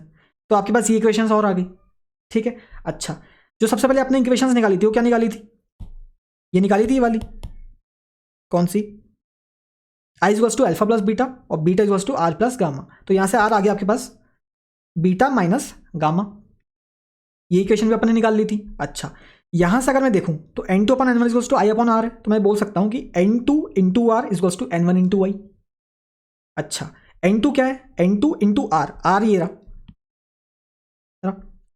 आर ये रहा, n2 into R beta minus gamma equals to n1 into alpha plus beta. I क्या है, आई ये रहा, क्या है अल्फा प्लस बीटा। देखो यहाँ से इक्वेशन आ गई, तो आप इसको सॉल्व करोगे तो आपके पास ऐसी इक्वेशन निकल कर आएगी, n2 beta minus n2 gamma equals to n1 alpha plus n1 beta. इसको इधर ले जाओ, किसको, अल्फा, इसको बीटा बीटा वाले को, तो n2 minus n1 into beta हो गया equals to n1 alpha plus n2 gamma. अब देखो इन सबकी इक्वेशन याद है अपने को, किसकी, बीटा की, अल्फा की, गामा की। कहाँ से, ये रहा बीटा अल्फा गामा, तो समझ में आई। तो इनको सब्स्टिट्यूट कर दो वहाँ पर, जैसे हम सब्स्टिट्यूट करेंगे विथ साइन के साथ तो क्या होगा, ई बी से ई बी कट जाएगा, आपके पास जो नेट इक्वेशन निकल कर आएगी वो ये वाली आएगी। क्या बात समझ में आई। तो किसी भी रिफ्रैक्शन हो रहा है अगर किसी भी सरफेस से, एक जो सरफेस है स्फेरिकल सरफेस, वहाँ से रिफ्रैक्शन हो रहा है तो उसका फॉर्मूला क्या होता है, ये होता है। तो अगर आपको जैसे ऑब्जेक्ट की क्या दे दी, डिस्टेंस दे दी उस रिफ्लेक्टिंग सरफेस से, तो आप क्या निकाल सकते हो, इमेज कहाँ पर बन रही है ये निकाल सकते हो इस फॉर्मूले से। आर क्या है यहाँ पर, रेडियस ऑफ कर्वेचर है किसका, जो स्फेरिकल सरफेस है उसका। क्या बात समझ में आ गई। तो ये आपका ऐसे फॉर्मूला डिराइव हो गया, ठीक है। अब देखो नेक्स्ट आ जाते हैं हम रिफ्रैक्शन बाय लेंस से। अब देखो लेंस के अंदर क्या खास बात है कि लेंस के अंदर दो रिफ्रैक्टिंग सरफेस होते हैं। कितने रिफ्रैक्टिंग सरफेस होते हैं, दो। अगर दो रिफ्रैक्टिंग सरफेस है तो उसके पास दो फोकस होंगे। अभी मैं बताऊंगा कैसे होंगे दो फोकस, क्या होंगे इसके पास, दो फोकस होंगे। दो रिफ्रैक्टिंग सरफेस है तो दो फोकस होंगे, आपको पता भी होगा, जैसे ऐसे बनाते हैं ना अपन, तो एक ये रहा सरफेस, एक ये रहा सरफेस, तो बेसिकली वो जो लेंस है ना वो भी दो रिफ्रैक्शन कर रहा है वहां पर, ठीक है। कितने टाइप के होते हैं, कॉन्वेक्स और कॉनकेव, ये आपके अभी सिलेबस के अंदर है, ठीक है। तो कॉन्वेक्स कैसा होता है, इस टाइप का दिखता है, आपका जो कॉन्वेक्स होता है, और कॉनकेव कैसा दिखता है, वो इस टाइप का दिखता है। तो देखो कॉन्वेक्स लेंस कैसा होता है, कन्वर्जिंग लेंस। कन्वर्जिंग का मतलब होता है मिलाना, मतलब अगर वो दो रेस पैरेलल आ रही है उसको मिला दे तो हम क्या बोलेंगे, वो कन्वर्ज कर रहा है। और कन्वर्ज जो करता है उसको क्या बोलते हैं हम, कॉन्वेक्स लेंस। कन्वर्जिंग लेंस क्या होते हैं, कॉन्वेक्स लेंस होते हैं। क्या बात समझ में आई। इसका जो एफ होता है, इसका जो फोकल लेंथ होती है, फोकल लेंथ वो क्या है, पॉजिटिव होती है। क्या बात समझ में आ गई। फोकल लेंथ क्या होती है इसकी, पॉजिटिव होती है। तो यहाँ पर रे डायग्राम देख लो आप, ये रेस पैरेलल आ रही थी, बिल्कुल रेस पैरेलल आई, यहाँ पर भिड़ी और ये इधर मिल गई, ये फोकस कर दिया इसने। बात समझ में आ गई। पैरेलल आ रही थी तो कहाँ पर जाके मिलेगी, इस लेंस के फोकस पर, तो आपकी इमेज कहाँ बन जाएगी, फोकस पर इमेज बन जाएगी। बात समझ में आ गई। और ऐसा उल्टा देख लो आप, ये आपका कौन सा आ गया, ये फर्स्ट फोकस आ गया आपका। उल्टा देखोगे तो क्या होगा, अगर वो फोकस से पास हो रही है F2, एक फोकस तो इस साइड था, दूसरा फोकस इस साइड है, फोकस से अगर कोई पास हो रही है रे तो कैसे चली जाएगी, बिल्कुल पैरेलल चली जाएगी। तो ये दो चीज़ें आपको आनी चाहिए। अच्छा एक और बात, अगर कोई जो आपकी रे है अगर वो ऑप्टिकल सेंटर से पास करती है, ये आपका ऑप्टिकल सेंटर होता है ना, उसी ऑप्टिकल सेंटर, अगर यहाँ से कोई रेस इसके ऊपर गिरती है सीधा इस डायरेक्शन में, तो जैसे आई ना वैसी चली जाती है।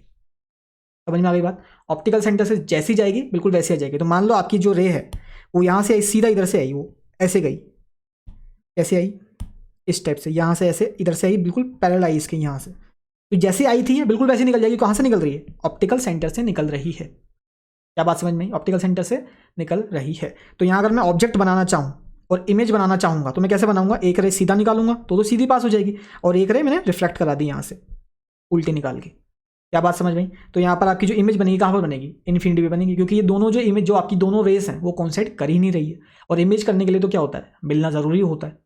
बात समझ में आ गई। तो ये हो रहा है। अब देखो कॉनकेव लेंस क्या होता है, कॉनकेव लेंस, कॉनकेव लेंस होते हैं आपके डाइवर्जिंग। क्या होते हैं, डाइवर्जिंग, ठीक है। इसकी जो फोकल लेंथ होती है वो होती है नेगेटिव होती है, नेगेटिव फोकल लेंथ इसकी होती है किसकी, कॉनकेव। डाइवर्जिंग का मतलब क्या होता है, अलग करना। देखो दो पैरेलल रेस आ रही थी, दो पैरेलल रेस आ रही थी, इसने क्या कर दिया, दोनों को डाइवर्ज कर दिया, रेस को क्या कर दिया, डाइवर्ज कर दिया, दोनों को दूर भेज दिया। पहले साथ साथ थी, पास पास थी, अब दूर हो गई। तो यहाँ से आई इधर चली गई, नीचे से आई ये नीचे चली गई, ठीक है। तो यहाँ जो आई होगी, जो आई होगी इधर जो देख रहा होगा उसको कैसे लगेगा, ये रे इधर से आ रही है, इधर से आ रही है, तो कहाँ पर जाके मिल रही होगी, ये फोकस पे जाके मिल रही होगी, F1 जो इसका फर्स्ट फोकस है। और ऐसे ही आप दूसरा केस भी डिस्कस कर सकते हो कि अगर ये दोनों ऐसे आ रही है, इस एंगल पे आ रही है ना, और फोकस पे आ रही है, मतलब अगर ऐसे मानो ये रेस ऐसे आ रही होगी, यूं आ रही होगी ऐसे उल्टा, पहले रेस यहाँ से आ रही थी, अब उल्टा आ रही है, पर कहाँ आके मिलती हुई दिखाई दे रही है, वो फोकस पे आती हुई मिलती हुई दिखाई दे रही है। तो वो कैसी हो जाएगी बाद में जाते वक्त, ऐसी हो जाएगी, पैरेलल हो जाएगी। तो ये उल्टा केस है। क्या बात समझ में आएगी? जैसे इसके उल्टे केस अपने डिस्कस करे थे ना, पहले ये मिला रहा था, फिर इसने पैरेलल कर दिया, ऐसे ही यहाँ का भी केस है। ठीक है, अब हम डिस्कस कर लेते हैं लेंस मेकर फॉर्मूला। ठीक है, लेंस मेकर फॉर्मूला क्या होता है, इसको डिस्कस करते हैं। देखो, मैंने आपको इतना तो बता दिया कि कैसे रिफ्रैक्शन हो रहा है। अब इसका सेटअप देख लेते हैं एक बार कि रिफ्रैक्शन होगा कैसे, है ना। दो रिफ्रैक्टिंग सरफेस है, वहाँ से कैसे आपका रिफ्रैक्शन अकर हो रहा है। दो रिफ्रैक्शन होंगे। वापस देखो, आपकी यहाँ पर ये ऑब्जेक्ट पड़ा है, ठीक है, ये आपका ऑब्जेक्ट पड़ा है, यहाँ पर दिख रहा है, ये ऑब्जेक्ट पड़ा है। यहाँ से एक रे निकली, क्या निकली, यहाँ से एक रे, यहाँ से रे निकली, यहाँ पर एक फर्स्ट सरफेस आया, यहाँ पर रिफ्रैक्शन हुआ, थोड़ी सी बेंड हो गई। इस सरफेस के लिए इंसिडेंट रे कौन सी होगी, जो इसके बिल्कुल सीध में होगी, मतलब डायरेक्शन में होगी। तो उसको दिख रहा होगा, ये जो रे है ना, इस सेकंड सरफेस को दिख रहा होगा कि ये जो रे आ रही है, ये वाली रे, ये कहाँ से आ रही है, यहाँ से आ रही है, मतलब यहाँ से। तो इस सरफेस के लिए ये इसका वर्चुअल ऑब्जेक्ट हो जाएगा। क्या हो जाएगा, वर्चुअल ऑब्जेक्ट। बात समझ में आई? तो मैंने आई डैश से बोल दिया उसको, क्या है वो, वर्चुअल ऑब्जेक्ट। इमेज भी बोल सकते हो, वर्चुअल इमेज बन गई। ठीक है, अब इसके लिए ऑब्जेक्ट कौन सा हो गया, ये हो गया आई डैश, दूसरे सरफेस के लिए।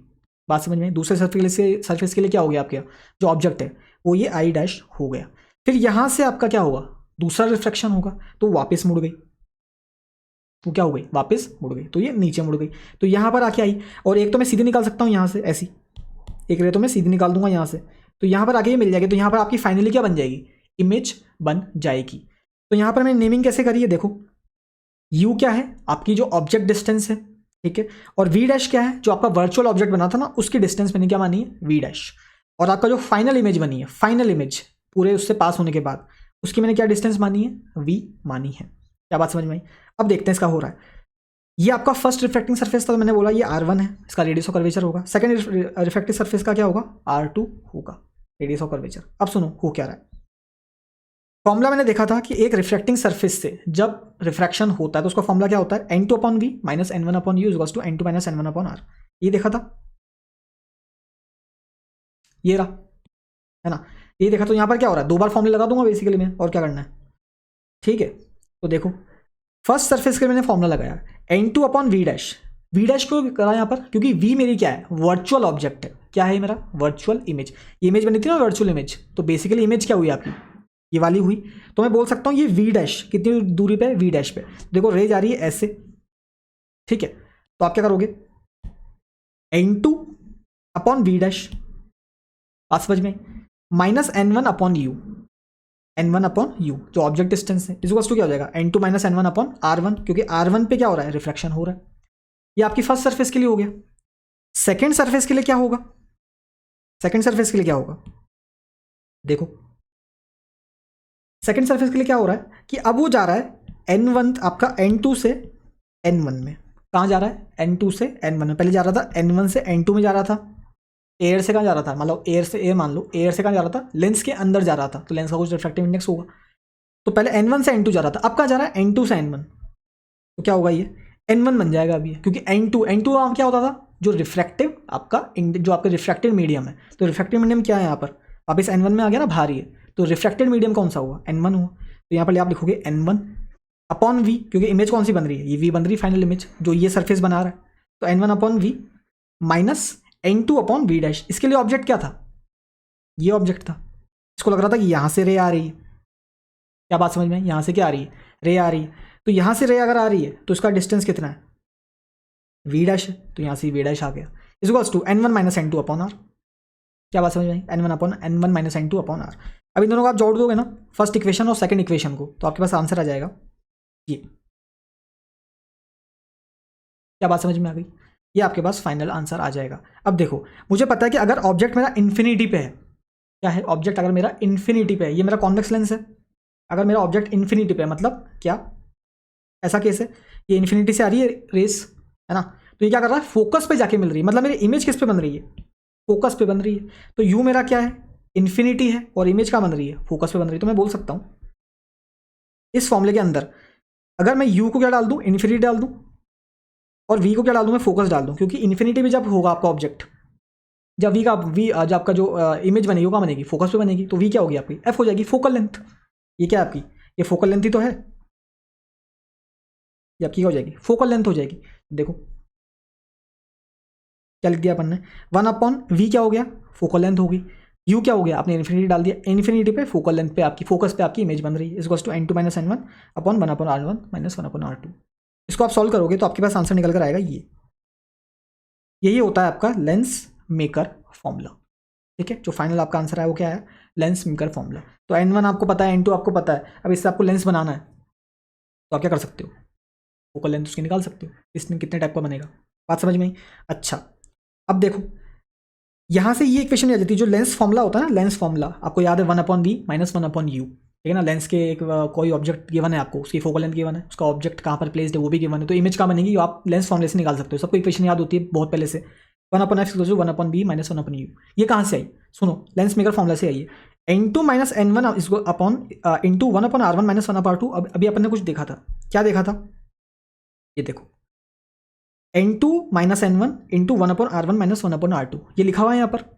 n1 को ले जाओ नीचे तो n2 - n1 अपॉन n1 बन जाएगा, n2 - n1 upon n2 - n1 upon n1 बना नहीं बना, और 1/r1 - 1/r2 तो इधर ही है। ठीक है, तो ये किसकी इक्वल होगा, ये 1/v - 1/u की इक्वल हो गया बेसिकली। इसको मैंने क्या कर दिया, इसको मैं यहाँ से ले जाके नीचे ले गया, तो 1/v - 1/u किसकी इक्वल आ गया, इसकी इक्वल आ गया। तो आप लिख सकते हो सीधा 1/f क्या होता है, 1/v - 1/u की इक्वल होगा। तो ये आपका लेंस फॉर्मूला भी डिराइव हो गया। समझ में आई बात कि कैसी चीज़ें हो रही है। तो ये आपका लेंस मेकर फॉर्मूला है। ठीक है, मैग्नीफिकेशन देख लो, अगर लेंस आप लगा रहे हो है ना, लेंस आपके पास है, उससे मैग्नीफिकेशन हो सकता है, मतलब जो आपकी हाइट है ऑब्जेक्ट की वो बढ़ सकती है, मतलब हाइट ऑब्जेक्ट की तो फिक्स रहेगी, इमेज की जो हाइट है वो कम ज़्यादा हो सकती है। तो मैग्नीफिकेशन कैसे निकालेंगे, जितने डिस्टेंस पे आपकी इमेज बन रही है और जितने ऑब्जेक्ट पे आपने जितना डिस्टेंस पे आपने ऑब्जेक्ट रखा था, उन दोनों को आप क्या कर दो, डिवाइड कर दो, तो आपकी क्या आ जाएगी, मैग्नीफिकेशन निकल कर आ जाएगी, कितने गुना या कितने गुना कम वो आपकी इमेज की हाइट होगी। क्या बात समझ में आ गई। तो ये मैग्नीफिकेशन हो गया। पावर के बारे में बात कर लेते हैं। लेंस की पावर आपने सुना ही होगा कि चश्मे लगते हैं तो पावर के लगते हैं किसी के, तो पावर क्या होता है, 1/फोकल लेंथ। क्या होता है, 1/फोकल लेंथ। एफ को आपने को लेना है मीटर में, और जो इसकी यूनिट आती है पी की, वो क्या आती है, डायोप्टर में आती है। डायोप्टर में नापते हैं इसको, तो अपन बोलते हैं ना जैसे +2 है तो +2 डायोप्टर बोल रहे हैं बेसिकली। तो पावर क्या होगी आपकी, प्लस आपकी 1/f हो गया। क्या बात समझ में आ गई।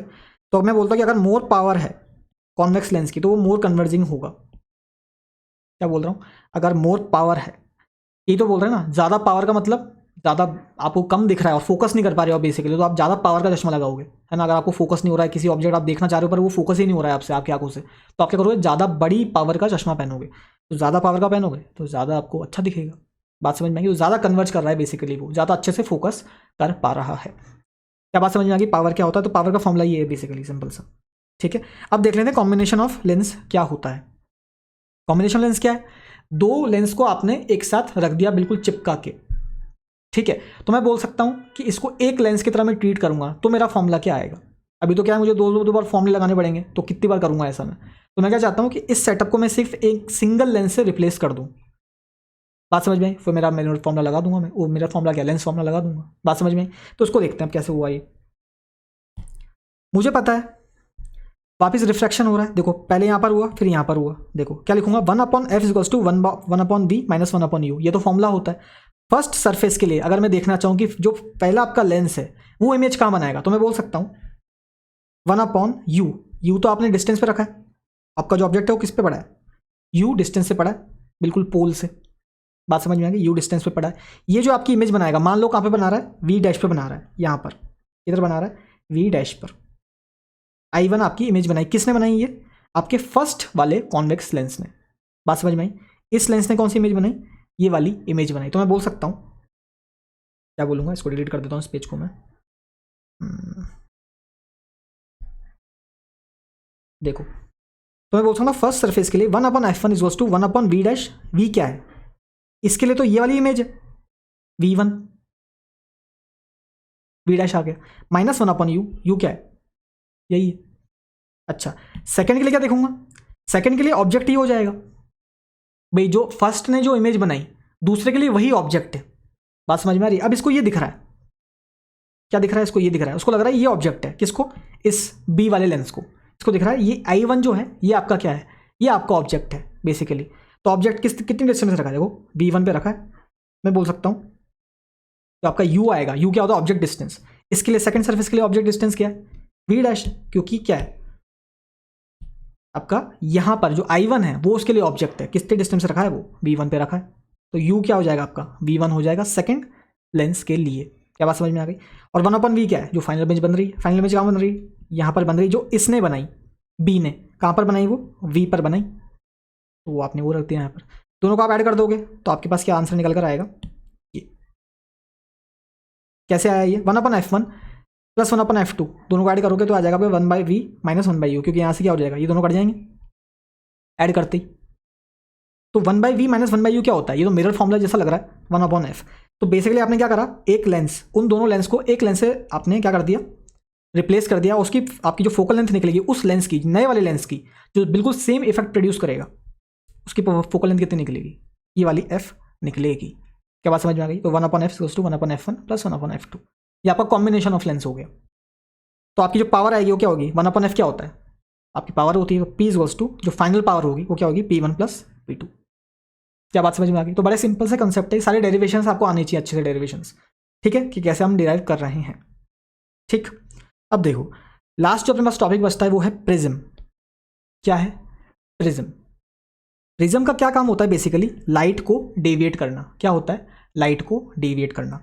अब देखो यहाँ पर क्या हो रहा है कि इधर से लाइट आई, प्रिज्म जानते हो ना प्रिज्म कैसा होता है? ये प्रिज्म बना हुआ है यहाँ पर एक, है ना, प्रिज्म बना हुआ है। यहाँ से लाइट आई, यहाँ पर एक रिफ्रैक्टिंग सरफेस है, तो यहाँ पर क्या हुआ? प्लेन सरफेस है तो वहाँ से रिफ्रैक्शन हुआ आई, और ये R1 अंदर तो चल रही थी, वो वापस दूसरे सरफेस पे आई तो वापस वहाँ पर क्या होगा? रिफ्रैक्शन होगा। तो दूसरी बार रिफ्रैक्शन हो गया, यहाँ से निकल गई। तो ये बेसिक सी चीज़ हो रही है प्रिज्म के अंदर। अभी समझेंगे वर्किंग कैसे होती है इसकी। पहले समझ लो क्या हुआ। यहाँ से आई तो इंसिडेंट एंगल मैंने इसको बोला आई, इसको बोल दिया R1 पहले सरफेस के साथ, फर्स्ट सरफेस के साथ R1, सेकंड सरफेस के साथ R2 जो होगा वो क्या होगा आपका? वो आपका R2 जो है वो क्या है? बेसिकली वो आपका इंसिडेंट एंगल है। इसका सेकंड सरफेस के लिए। तो R2 है वो क्या है आपका? Incident angle for second surface. क्या बात समझ में आई? R2 क्या है? Incident angle for second surface. देखो नॉर्मल के साथ ये आपकी इंसिडेंट रे हो गई ना इस सरफेस के लिए, ये वाली ये इंसिडेंट रे हो गई आपकी इस सरफेस के लिए, ये वाले सरफेस के लिए। तो R2 क्या है आपका? Incident angle for second surface. और जब ये बाहर निकल जाएगी तब ये E से बाहर निकल जाएगी। E क्या है? Emergent angle. जब वो फाइनली जितने एंगल से बाहर निकली नॉर्मल के साथ वो क्या है? E है। E क्या है? बेसिकली आपका रिफ्रैक्टेड एंगल है। कौन से? सेकंड सरफेस के लिए। यही तो है। यहाँ के लिए आपका क्या है? Emergent angle. बात समझ में आ गई? अच्छा, इस प्रिज्म की कुछ प्रॉपर्टीज जो होती है वो क्या है? इसका जो एंगल होता है टॉप वाला उसको हम बोलते हैं प्रिज्म एंगल, जिसको हम A से डिनोट करते हैं। क्या बात समझ में आ गई? अब इसके कुछ फॉर्मुलेस हम देख लेते हैं कि फॉर्मुलेस हम कैसे क्या कर रहे हैं। ठीक है, अब देखो यहाँ पर क्या लिखा है? A plus QNR। QNR क्या यहाँ पर? एंगल है, angle A plus QNR angle. देखो A प्लस QNR, QNR मतलब ये वाला एंगल, ये वाला एंगल और ये वाला एंगल, इसका समेशन कितना होना चाहिए? 180 डिग्री होना चाहिए। बिल्कुल सही बात है। क्यों है ऐसा? क्यों ये क्या है? AQNR ये क्या है? क्वाड्रिलेटरल है। क्या है ये? क्वाड्रिलेटरल। और अपोजिट जो एंगल्स होते हैं क्वाड्रिलेटरल के, उनका समेशन कितना होता है? 180 डिग्री होता है। क्या बात समझ में आ गई? तो यहाँ से एक इक्वेशन आ गई आपके पास, A plus QNR equals to 180 degree. ठीक है, अब देखो मैं ये भी बोल सकता हूँ R1 plus R2 plus QNR, ये एक ट्राइंगल बन रहा है। R1 plus R2 plus QNR कितना होना चाहिए? वो भी 180 डिग्री होना चाहिए, क्योंकि summation of all angles of triangle कितना होता है? 180 डिग्री होता है। तो यहाँ से बोल सकता हूँ कि जब इन दोनों को मैं सब्ट्रैक्ट करूंगा तो क्या मेरे पास बच जाएगा? ये इक्वेशन बच जाएगी। समझ में आया? क्या बच जाएगी? ये इक्वेशन बच जाएगी। क्या करोगे? यहाँ से QNR को सब्स्टिट्यूट कर दो। क्या आ जाएगा यहाँ से? QNR क्या आ जाएगा आपके पास? QNR आ जाएगा आपके पास 180 माइनस A, इसको इधर ले जाओ तो ये आ जाएगा R1 plus R2 plus 180 minus A equals to 180। ये आया तो 180 से 180 कट गया, A इधर चला गया, ये आपके पास क्या आ गया? R1 plus R2 equals to A। तो ये बहुत ही इंपॉर्टेंट इक्वेशन है। प्रिज्म एंगल क्या होता है? R1 प्लस R2 के इक्वल होता है। ध्यान रहे R2 क्या है यहाँ पर? इंसिडेंट एंगल है सेकंड सरफेस के लिए, पर हम उसको R2 बोल रहे हैं अभी फिलहाल। उसको नेमिंग हमने क्या करी है? R2 से करी है। क्या बात समझ में आ गई? चलो अब देखो, मैंने आपको बोला था कि डेविएट करती है लाइट को, तो डेविएट का मतलब क्या है कि बेंडिंग। जैसे लाइट ऐसे जा रही थी, है ना, मान लो ऐसे लाइट जा रही थी, तो ऐसे मानो कि लाइट ऐसे जा रही थी, मतलब उसका एंगल क्या था, उसका जो डायरेक्शन था ओरिजिनल वो ऐसे था, उसके बाद वो यूं हो गई, तो इसने चेंज कर लिया ना ये एंगल। तो जितना वो डेविएट हुई, मतलब जितना एंगल उसका चेंज हुआ है, इसको हम क्या बोलते हैं? डेविएशन एंगल बोलते हैं। क्या बात समझ में आ गई? जहाँ ये ऐसे रही थी, अब ऐसी हो गई, तो कितना एंगल से चेंज हुआ? इतना एंगल से, डेल्टा एंगल से चेंज हो गया। तो देखो यहाँ पर क्या है, आपकी जो इनिशियल इंसिडेंट रही थी वो कैसी थी? वो ऐसे जा रही थी। कैसे जा रही थी? यूं। बात समझ में आई? और जो आपकी इमरजेंट रही थी वो कैसे गई है? ऐसे गई है। तो कितनी शिफ्ट हुई? ये ऐसी थी और ऐसे मुड़ गई, तो ये आपका क्या होगा? डेल्टा हो जाएगा। बात समझ में आई? क्या हो जाएगा? डेल्टा हो जाएगा। ठीक है, डेल्टा डेविएशन। ठीक है, अच्छा अब देखो, डेविएशन दो जगह से हुआ है यहाँ पर। कहाँ से हुआ? एक तो डेविएशन यहाँ से हुआ, रिफ्रैक्टिंग सरफेस क्या करते हैं? डेविएट करते हैं। तो मैं बोल सकता हूँ एक डेविएशन यहाँ पे हुआ del1 और एक डेविएशन यहाँ पर हुआ del2। ठीक है, del1 अगर मैं निकालना चाहूँ तो क्या होगा? पहले ये ऐसे जा रही थी, फिर ये ऐसे मुड़ गई, पहले ये ऐसे जा रही थी, फिर ये ऐसे मुड़ गई। तो मैं बोल सकता हूँ, देखो क्या बोलूँगा इसको, यहाँ से मैं क्लियर करता हूँ थोड़ा सा। ये देखो, सुनना ध्यान से क्या हो रहा है। पहले जो आपकी रे थी वो कैसे जा रही थी? ऐसे जा रही थी, तो मैं बोल सकता हूँ वो ऐसे जा रही थी। ठीक है, ऐसे जा रही थी, ऐसे जा रही थी, अब वो ऐसे हो गई, तो यही तो मेरा del1 है। क्या है? ये del1 पहले ऐसे जा रही थी, अब ये ऐसे हो गई। तो मैं इसको निकाल सकता हूँ, क्या होगा? अगर ये आई है तो क्या ये टोटल पूरा आई होगा? वर्टिकली अपोजिट एंगल, तो मैं बोल सकता हूँ आई इज इक्वल्स टू क्या है? ये वाला एंगल प्लस ये वाला एंगल, तो मैं बोल सकता हूँ del1 प्लस r1। तो यहाँ से आपके पास वैल्यू आ गई del1 is equals to I minus r1। समझ में आया? अब ऐसे ही आप del2 भी निकालना। del2 कैसे आएगा वो आप खुद निकाल के देखना। del2 क्या आएगा आपके पास वैल्यू? del2 की वैल्यू आ जाएगी आपके पास e माइनस r2। ये क्या आई थी? e minus r1, e minus आपके i minus r1, i minus r1 del1। del2 क्या होगा? जो इस सरफेस पर आपका रिफ्रैक्शन हुआ है, जो आपका डेविएशन हुआ है, वो क्या आ जाएगी आपके पास? e माइनस r2 आ जाएगी। आप खुद निकाल के देखना, जैसे मैंने निकाला ना यहाँ पर वर्टिकली अपोजिट करके, आप खुद निकाल के देखना पॉज करके वीडियो। तो ये आपकी आ गई। यहाँ से आप कॉमन लोगे तो क्या आ जाएगा? i प्लस e हो गया, माइनस कॉमन ले लो r1 plus r2। r1 plus r2 कितना होता है? a होता है, तो यहाँ पर a सब्स्टिट्यूट कर दो, आपका आंसर क्या आ गया? टोटल डेविएशन जो होगा वो कितना होगा आपका? i plus e minus a, incident angle plus emergent angle minus prism angle. क्या बात समझ में आ गई? तो ये भी आपका एक इंपॉर्टेंट फॉर्मूला हो गया। बात क्लियर है? इतनी हमको चीज़ें समझ में आनी चाहिए। ठीक है, अब ये डेल्टा मिनिमम ग्राफ है, इस ग्राफ को ज़्यादा अपने को परेशान होने की ज़रूरत नहीं है इससे। हमको सिर्फ ये देखना है कि जब डेल्टा मिनिमम होता है ना, तब आपका आई और ई वो क्या होना चाहिए? वो बराबर होता है। क्या होता है? बराबर होता है। डेल्टा मिनिमम होता है, मतलब मिनिमम डेविएशन हमको कराना है। हम चाहते हैं कि प्रिज्म से जब लाइट गिरे, जब उसमें मिनिमम से मिनिमम डेविएशन हो, तब क्या कंडीशन होती है? वहाँ पर आई इक्वल्स टू ई की कंडीशन होती है। ठीक है, अब देखो, अगर मुझे पता है कि डेल्टा मिनिमम के लिए आई इक्वल्स टू ई है, क्या है? आई इक्वल्स टू ई है, मैं बोल सकता हूँ डेल्टा मैंने निकाला था आई प्लस ई माइनस ए, तो डेल्टा मिनिमम क्या होगा? आई प्लस ई। ई क्या है? डेल्टा मिनिमम के क्या लिखूंगा मैं? आई प्लस ई वापस लिखूंगा, तो ई की जगह क्या लिख सकता हूँ? वापस आई लिख सकता हूँ, क्योंकि डेल्टा मिनिमम अगर लिख रहा हूँ मैं यहाँ पर, तो आई क्या है? ई के बराबर ही, तो आई प्लस आई माइनस ए। तो यहाँ पर आपके पास आंसर आ गया 2i माइनस ए। तो ये डेल्टा मिनिमम का फॉर्मूला हो गया। यहाँ से आप इंसिडेंट एंगल निकाल सकते हो, क्या? डेल्टा मिनिमम प्लस ए बाय 2, सब्स्टिट्यूट कर देना इसको, ये आ गया आपके पास एंगल। समझ में आई? तो एक फॉर्मूला ये आ गया। इसके बाद मुझे फिर पता है कि डेल्टा मिनिमम जो है वो आई, उस डेल्टा मिनिमम पर क्या होता है? आई और इक्वल होते हैं, इंसिडेंट और आपके इमरजेंट एंगल क्या होते हैं? इक्वल होते हैं। तो मैं बोल सकता हूँ फर्स्ट सरफेस पे जब रिफ्रैक्शन हुआ तो उसकी कंडीशन क्या होगी? n1। n1 से जा रहा है n2 के अंदर, कैसे जा रहा है? n1 से जा रहा है n2 में, उसके बाद वापस निकल रहा है n1 के अंदर, तो n1 से n2 में गया, फिर n2 से n1 में चला गया। तो मैं बोल सकता हूँ मेरा जो इक्वेशन बनेगी वो क्या बनेगी? n1 sine I equals to n2 sine r1। कैसे ही है? Sine I upon sine r1 equals to क्या हो जाएगा? जिस मीडियम में जा रही है, किस में जा रही है? n2 में जा रही है, अपॉन n1। क्या बात समझ में आई? इसको क्रॉस मल्टीप्लाई कर दोगे तो आ जाएगा n1 sine I equals to n2 sine r1। और ऐसे सेकंड सरफेस से आप निकालोगे तो क्या आ जाएगा? n2 sine r2 equals to n1 sine E. क्या बात समझ में आई? ये कैसे है equation? Sine of r2 upon sine of E is equals to किस में जा रही है, n1 में जा रही है n2 से, तो ये n2 sine r2 is equals to n1 sine E. ठीक है, अब मुझे पता है कि i और e क्या है, वो तो इक्वल है, i और e इक्वल हो गए, तो मैं बोल सकता हूँ ये दोनों टर्म इक्वल हैं, i और e क्या है, इक्वल है, तो मैं बोल सकता हूँ ये दोनों टर्म भी क्या है, इक्वल है, तो मैं बोल सकता हूँ n2 sine r2 is equals to n2 sine r1, n2 sine 2 cut गया, क्या बच गया, sign r2 is to sign r1। अगर दोनों एंगल्स के बीच साइन इक्वल है तो क्या उसके एंगल भी इक्वल होंगे, बिल्कुल इक्वल होंगे, r1 इक्वल्स टू r2 भी आपके पास आ गया।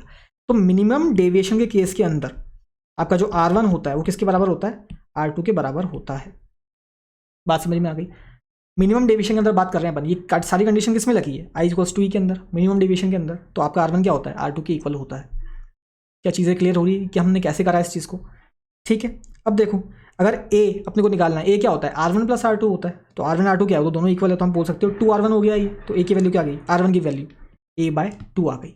तो अगर आपको कोई प्रिज्म एंगल गिवन है और बोला कि मिनिमम डेविएशन आपको कराना है, मान लो प्रिज्म एंगल आपको गिवन है 40 डिग्री और आपको बोल रहा है कि मिनिमम डेविएशन करवाना है, तो बताओ कि आपका जो रिफ्रैक्टेड एंगल होगा पहले सर्फेस के अंदर वो क्या होगा, तो आप निकाल सकते हो a/2 20 डिग्री होगा। क्या बात समझ में आ गई। तो ऐसे चीज़ें हो रही हैं। ठीक है, अब अगर और फॉर्मूले डिराइव करने हो तो क्या करेंगे, देखो वापस डेल्टा मिनिमम के वाले केस के अंदर आ जाते हैं।